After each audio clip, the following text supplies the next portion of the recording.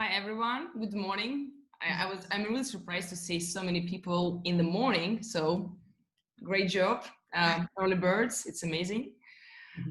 Yeah, I'm here. I probably forget to say that also I'm Russian, and this is part of my radical kind of background because it's born by nature with some radicalization. But we will talk about what is radical today, right? I have a lot of things to share with you.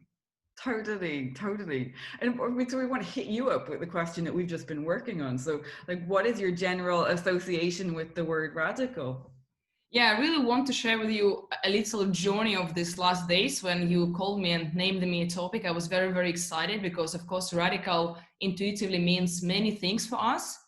But as a scientist, I should be clear with definitions, right? And I start to do research on history of this word and history of this meaning. And guys, it was painful. And I really want to share with you my output because it is a painful journey to find the root of the word, which actually from Latin mean root. Radical from Latin essentially mean roots, nothing else but roots. And when you come to today's dictionary, Oxford or Cambridge or Macmillan, you see another definition. It's a extreme change. It's doing things in an absolutely new way. What creates a kind of cognitive dissonance between, okay, what's named root by history could be changed by today. It's a quite big difference, right? It's opposite. And I started to dig deeper and found that, okay, the journey started in ancient Greece. Mathematicians tried to find the essence of numbers through geometry, and they found this squared root to define the one of the side of triangles. So radical was actually started as a way to find essence, way to dig into the roots of anything. Then it's moved to chemistry, and radical in chemistry means the group of atoms which under any reaction contain the same. What means they keep their essence, they keep their kind of roots. Then it's moved to linguistic, the root of the word. Its essence is the foundation of the word. And then when I just dig deeper and deeper, I found, okay, long history of one meaning. And if you just take the quotes of J. Littlewood, he said, if you tell radical for mathematician and policeman, it could be two different reactions. And I tried to find where is this point in history where radical from something what is essential, fundamental, moved to something what we mean today, extreme change, radicalization. And I found this point, and believe me, it was not easy task. But also for you as indicators to understand that something doesn't work right is just if we talk about person, if we have person with roots and person who is radical, you might have different people, because normally people with roots, people with family, with house, with some foundations, they least what they want to do is any changes. And people who kind of have no roots, who have no like obligations, they're ready to risk, they're ready to change everything around them. It's a huge actually gap in the meaning. And the point in history where this word turned its meaning happened actually in 1797 with James Fox. He tried to bring the radical reforms, and he used radical as a fundamental reforms, but reforms is changes. And that's the moment where radicals start to turn to another way, to changes. Then Karl Marx, in his work, he published a radical as grasping the roots, because he wanted to play with Latin meaning, but they continuously start to mess the meaning of what is radical. And again, politicians and capitalists, bravo, they made their job. But idea that today we have what we have. We have absolutely another point of what is radical, which is part of the journey. And when I try to define what is radical for me, I try to neutralize as much as possible this confusion around the word, because still I want to serve to the meaning. And for me, radical is actually kind of a process, a way, a journey without a return ticket, but journey to the roots, journey to find a core and essence. That's what's radical for me. Thank you, Elena. I think there's probably not another word which has such a big impact, but has such a diversity of meanings, and like the history of how those meanings were changed and shaped. by just what's happening in society or by people's desires to kind of to imprint another meaning over the top. I love that yours is about a journey. I think this is incredible. So what was the most radical, we'd love to hear a little bit more about you, Elena. So can you share a little bit more with us about what the most radical thing in your life has been or is? I mean, with today's knowledge about radical, I need to combine both changes, big changes, and maybe finding the roots. Maybe it's actually might converge in one point. I think two things come to my mind. One, when I just finished my engineering school here at KTH 10 years ago, I decided to go to Los Angeles and study filmmaking. And it was pretty radical. My family was like, why? You just finished 6 years journey to doing science, like engineering, and now you move to this creative industry. Like, they didn't say no, but they said like, okay, if you feel that this is your route, that this is you, go ahead. And for me, it was pretty radical decision because normally people just try to get prestige job in engineering. You can easily do it after your master thesis. But once you just turn to filmmaking, you become, who are you, filmmaker or engineer or something in between? And that was actually radical for me, but it also was my way to find my roots. Who am I? Am I engineer or am I creative person? Am I both? And that's why it was pretty radical. And I think second thing was, it was also journey to myself one day when I worked in like big businesses, corporations, I decided that I don't feel really fulfilled, and I just bought a ticket to North India, and I went to Nepal, and I found some kind of monks and traveled for almost 7 weeks around different temples as a kind of monk assistant. I just covered my hairs, and it was really extreme change from being in this kind of luxury world of goods and consumption and no limits, to come to the world where you need to swab the floor and just have a very simple life, just sometimes sleep under the sky in the garden. And it was quite a radical change.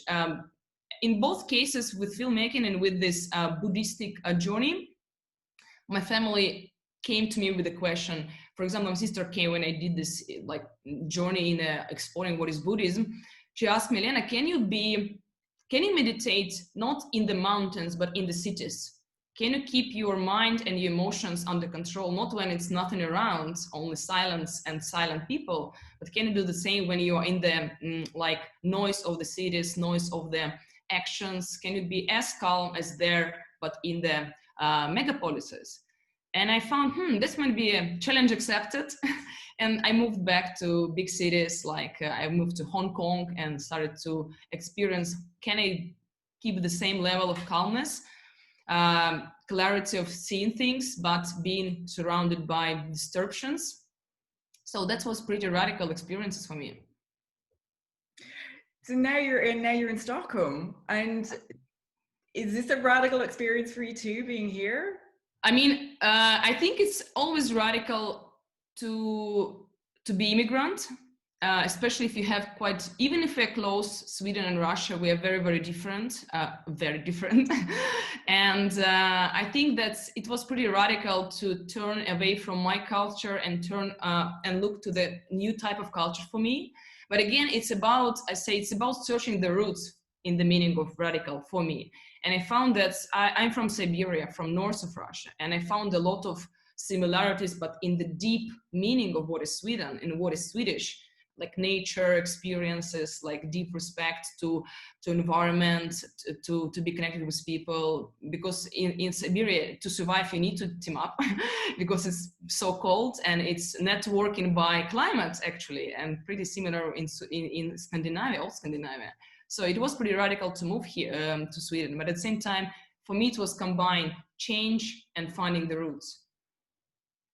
You fascinate me. I could listen all day. Do you crave some element of radicalism in your daily life, or is it just something that happens as an expression of you just following your own true path, or what you find you are drawn to, or is it something that you actively crave and seek? I mean, to be really honest, for me, radical is two things. It's an ability to listen yourself, and it's a braveness. because I think if you're only active but without understanding for what, you might do mistakes. And that's what we see a lot with radicalism today. People are putting energy and a lot of efforts, but they not always understand the direction, and they're not always sure that what they're doing is actually something what they deeply believe in. Mm-hmm. And that's why for me, I can't connect radical activities and with actions, but with decisions which are based on deep analysis and deep trust and deep listening of yourself and people and world around you. Because radical is direction which you should notice and understand, because you can only act in this radical way if you not 100% sure, but at least you have deep confidence. This is the right direction. I believe in this direction. I know this direction. Yeah, it's a kind of sense of having a foundation before moving rather than frenetic action, which I think often the term radical can both have positive interpretations and then highly negative interpretations. And it can be that just unwielded energy, just frenetic kind of action. And it's such a contrast to what you were describing. And the concept of it being radical, or bravery and deep listening being radical, or being the foundation of radical, is so fresh and new, I think, when I look at what's happening in the world today. And do you think that this is something that other people are injecting into what they do, whether they are business leaders, politicians, other researchers, just general humans going about their daily business, or is it something that's missing? I think about negative and positive, pretty much everything is quite neutral, and it's us who feel things with a meaning. And many years, centuries ago, radical was as essence. Today's, I did a Google Trends research, is mostly negative aspects, politically oriented, societal provocation oriented, and it's us who made it with this meaning, right? And that's why, of course, I can't answer for the most of the people. I can answer only for myself, because it's us who can decide which way to move. And as I said, it's a process. Radicalism is a process, but it's you who decide, are you moving from something what you don't like to something better, like all these great environmental activists who try to change something in a quite radical way, like Greta. She's a good example of this radical person. At the same time, you can do another direction, and it's again you who decide where to move. It's a movement, but direction is your decision. And that's why I think pretty much all this depend on who we are. And that's why for me this is so much important to connect this radical thinking with this root of this word, which is root, with essential meaning. What is, where I'm moving, why I'm moving there, what is there, what drives me there, and all these kind of deep questions, rooted questions. They might a bit clean this term, this word, from all this connotation we created. Again, it's not about denying the history, it's about accepting history, it's about observing what's going on.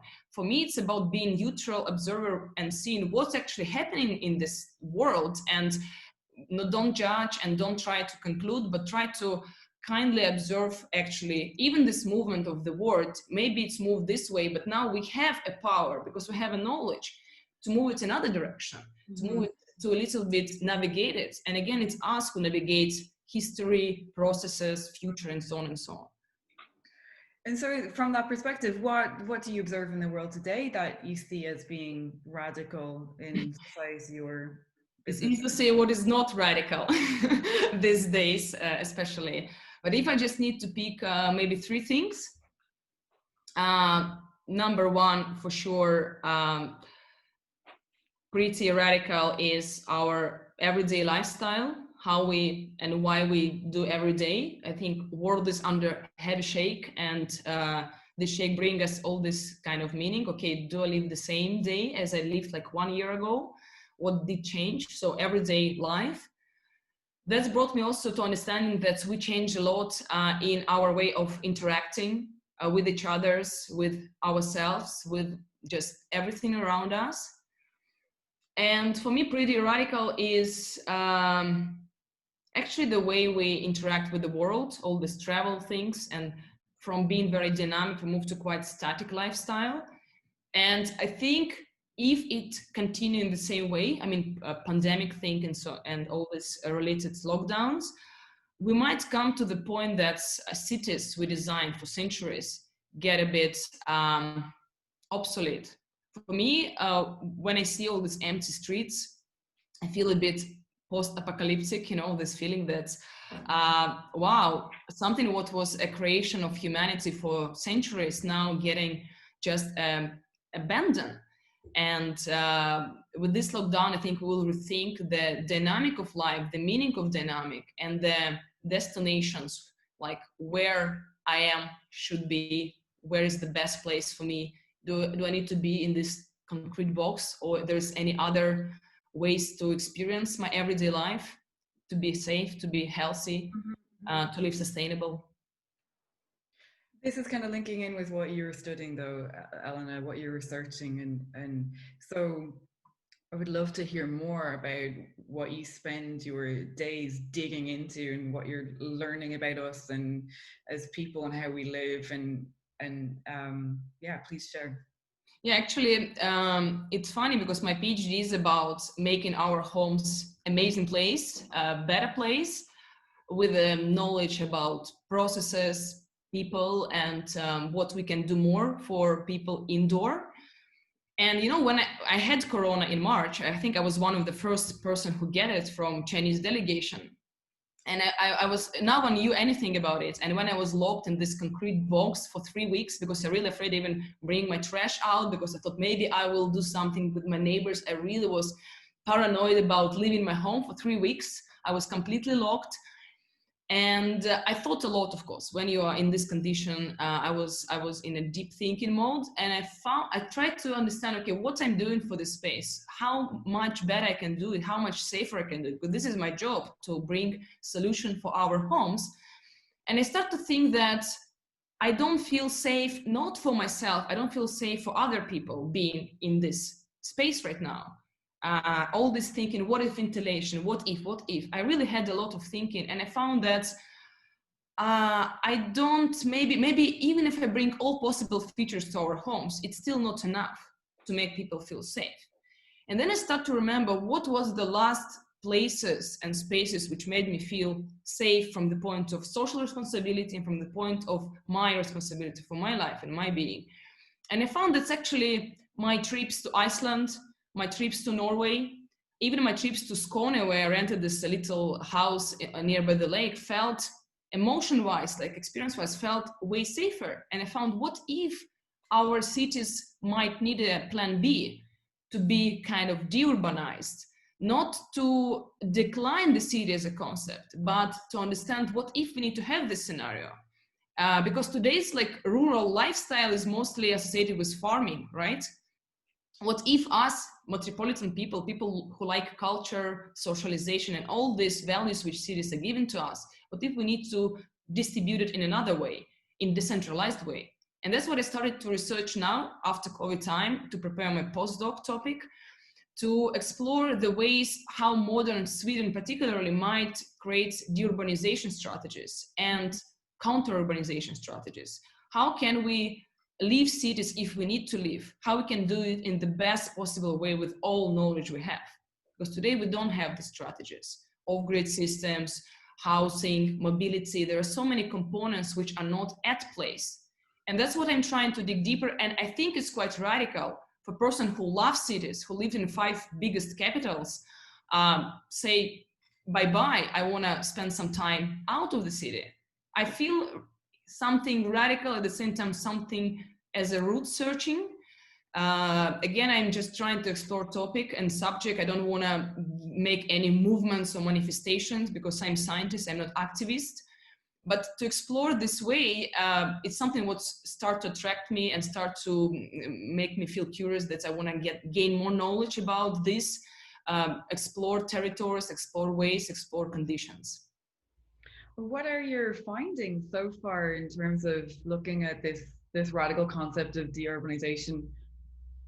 Yeah, it's funny thing that when I started to interview different experts in different areas, one of the main point of view was that, Elena, you're not doing technological project, you're doing actually sociological project. Because look at the map of US during the election. Red people and Republicans that come from farms and rural areas, blue people, Biden people that come from cities. What means that our urban landscape is a political landscape as well. The way we build and construct our society infrastructure wise define also our political orientation. I mean, look at Sweden. You can have quite the same division. Look at Brexit at the UK. So it means that what we design as architects, as urbanists, as even software engineers, whom we're orienting on, might create bigger division rather than uniting, which we all talk and want, but we actually don't facilitate. And one of the person who is important mentor for me from Vattenfall said, Elena, by your project, you might create a thread which might connect social segments which normally are not connected. And that's a lot of sociology and knowledge in Anthropocene, knowledge in culture and history, how to create this dialogue between people who normally don't talk and create infrastructure which unite people. That's interesting finding, which I didn't expect to find, but that's why we're doing research to observe and see this hidden points. I love it. How far along are you in your research? I mean, I even kind of didn't start my official postdoc, so I need to finish my PhD first, but I'm kind of dedicate all my weekends to research on it. I really sometimes can't stop. My friends say, like, Elena, what you did at 2:00 in the night, you was online. Yes, I did research. I can't stop reading because there's so many knowledge I want to gain. I think the project officially will start during the summer. So now it's more like press study, meeting experts, talking, getting feedbacks. But I think we will start officially with several companies in the summertime. And I really wish that I might gain knowledge and find something what might be useful for society, especially like Swedish society. That's my plan for next 2 years. Incredible. So as we come towards the end, one last question, Elena. Do you think that we need a radical approach in our own lives and in society? And what's your take on that? I think we need careful approach to everything these days because we can easily harm things. But once you feel intuitively this is the right direction, that's where you need to add this sound and just go on fully. And that's where, for me, radicalism should be quite rational. Actually, if we come back to Pythagorean school, what is the square root? Is transforming rational to irrational. That's what we quite often do it. But once you rationally found that this is something what might be important, essential, fundamental, then include your, turn on your radicalism and just go all in. But I feel that we need to be more careful rather than radical.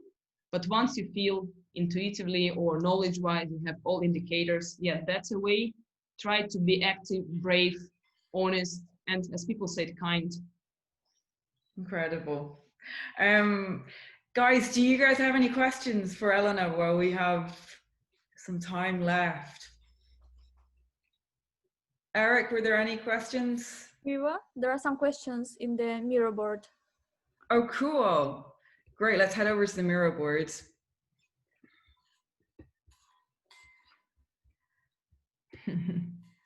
Excellent. Okay. I'm just going to choose them in random order. What's one book you'd recommend to learn more about sustainable cities? Oh, many. I think starting with a bit, it's always better start with a bit abstraction and philosophy.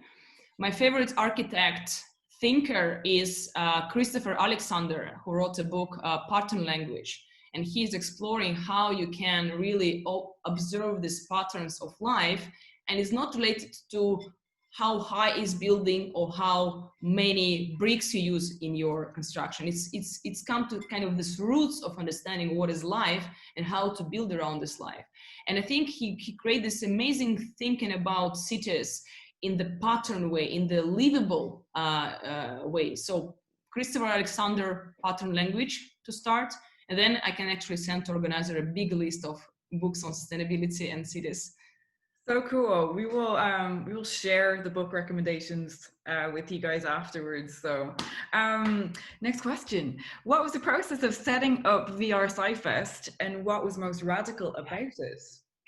I mean, VR Fest is a kind of baby which we made quite radically as academics who were not agreed that only papers could be outcome.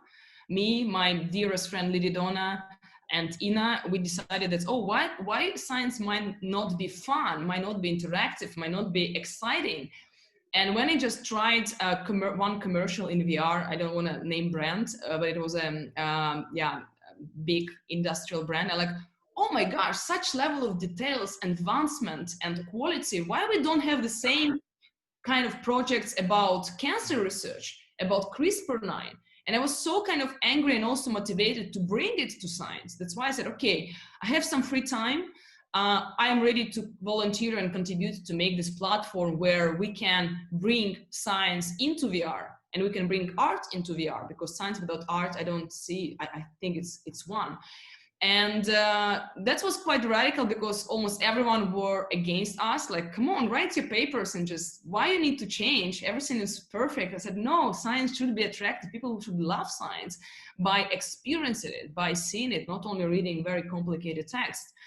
And that was pretty radical, but it also was to the root of understand. I wanted people to understand better and deeper. And from this year edition, which we made in September, the most radical was to actually motivate people to understand that this is a tool which is coming. I work with a project from University College London, it's called Body Swap, when you really can see your avatar and you really can experience another versions of you. And it's really extremely deep, powerful tool to change behavior. But I mean that there are so many radical things happening in virtual reality world, as many noise, be ready to filter things. But still there is huge potential, and I think for future where interaction is a big new innovation part, we need to change the way we interact. That might be a great radical tool to dematerialize our world partly and bring some advanced tools for interaction, co-creation, and research. I'm sure everybody listening is realizing why I said we could have Elena back to speak on every single topic that's ever going to come up in Creative Mornings. No. Thank you. So you mentioned it was on in September. So is it every year in September? Can we share details with the guys? Some information. And it's normally every May, because I made it as a birthday gift for my sister, actually. That's why I picked the day in May. But this year it's shift to September. Normally it's May. And next year, I think if we do it in May, and we do it virtually fully. We will be there. And you made me laugh when you said that. I had a little bit of spare time, so I just set up this festival. I can't imagine that you actually have any spare time. Okay, we'll go one last question. I love it. It's just so straight up. What's your favorite film, Elena? Mulholland Drive. Mulholland Drive, very good. Yes, I can imagine. Okay. Thank you, Elena. Thank you so much. This is incredible. Radical with a kind heart, guys. I think we get the recipe today, right? Totally. This is what it's all about.